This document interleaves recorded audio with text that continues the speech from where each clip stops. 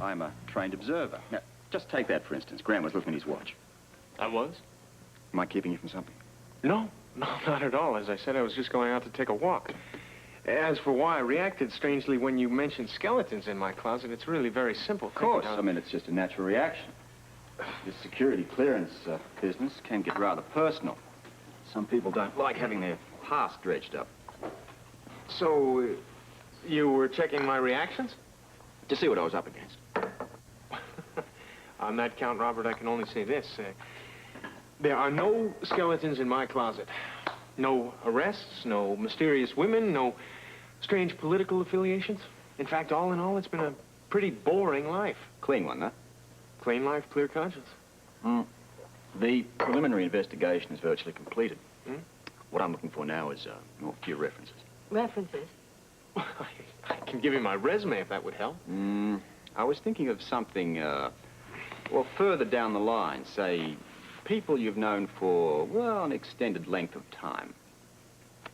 Most of them are on Long Island. Dr. Boyd, for example. Boyd? Yes. Then there's Professor Anderson. Professor Anderson is at the med school in London. He retired last year, but I believe he still has quarters on campus. Well, it should be perfect. Now, I'm thinking about someone here who you may be a little closer to. Maybe a guy you buddied around with. Oh, Robert, since England, I've lost track of most of them. What about Bunny Willis? Bunny? Bernard Willis. He and Grant were best friends all through high school and college. No, Robert, it's been years. In fact, in the last 15 years, I've seen him one time. He was here in Port Charles for a medical seminar. Another doctor? Plastic surgeon. Oh, that sounds perfect. You know, there are others. I could give you names of people who'd be easier to find. This will be fine, Grant. Look, thank you very much. Great coffee, Celia. Well, thanks, Stella. I will, next time I see her.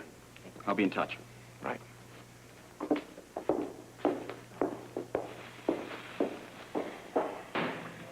Grant. Celia, I'm going to take that walk right now. See you later.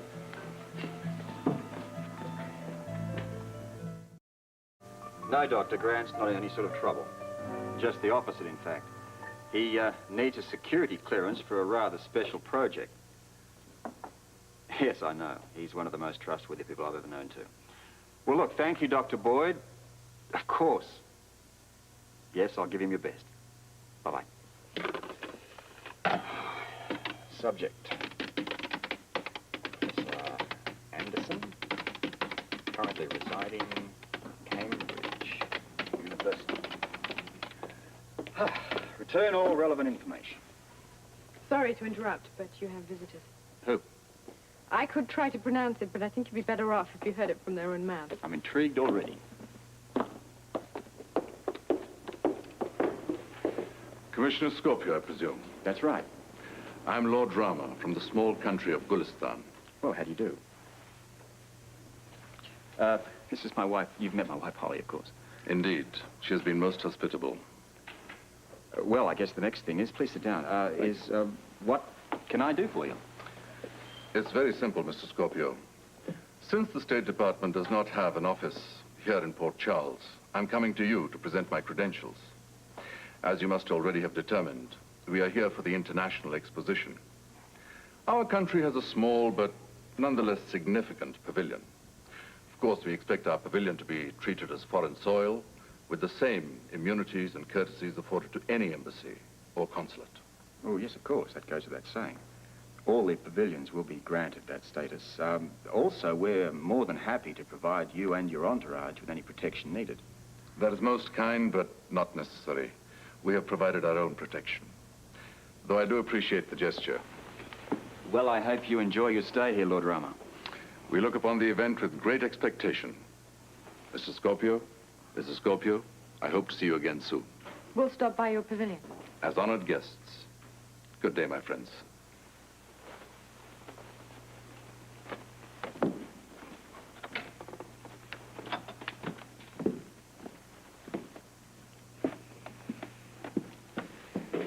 Well, what do you make of that lot? Guess we'll be exposed to all kinds of people over the next few months. Rama seemed friendly enough, though. Do you think I should have invited them to lunch? What would you serve? Something American? Beans and Franks? I think not.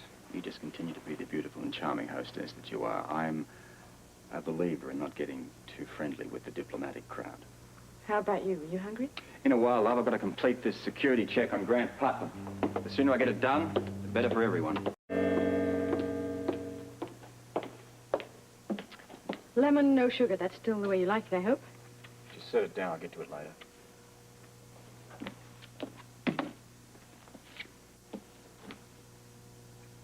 You're welcome. I'm sorry, love. Thank you. What's wrong? You've been glued to that monitor all morning. It's this, security check I'm working on. One of the people I've been given seems to have disappeared. A doctor. He attended a medical seminar and then took leave of absence. Well, doctors are under a lot of pressure. Maybe the stress got up to the point where he couldn't take it anymore.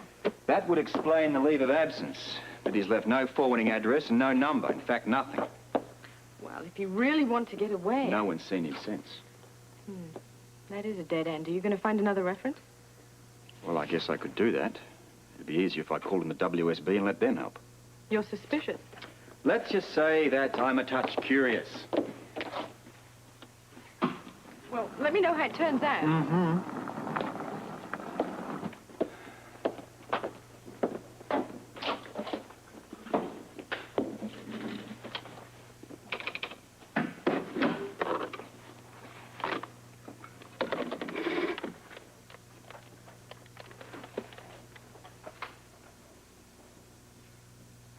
Valentine, please. It's Robert Scorpio.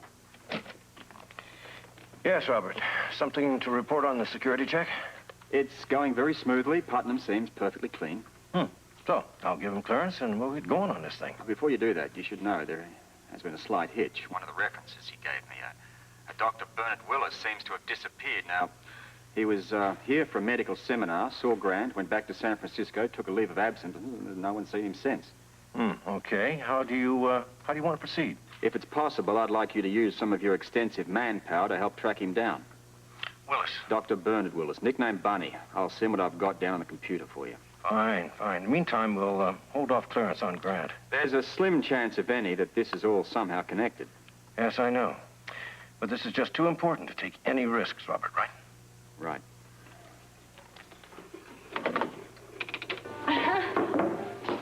Excuse me, I hope I'm not interrupting anything. Stella, let me in.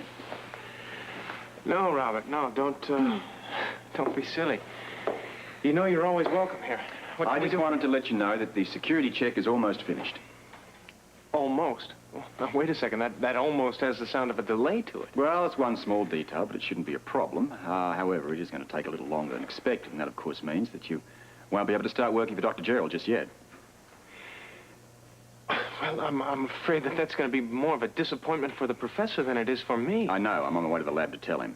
Please give him my regards. Of course. I'll walk you to the car. Thanks.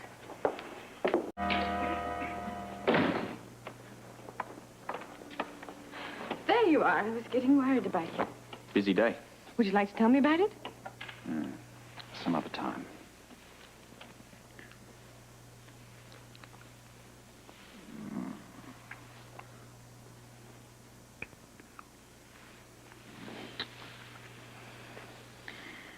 I would like to help, though, you know. Oh, you are. I mean, in a more concrete way. Come here. Here we go with all the excuses. Try reasons. I've had them all before. Then humor me. It's just that I think there are some things I could do to help. You do. Your love, your support, that's what keeps me going. But then include me. I can't.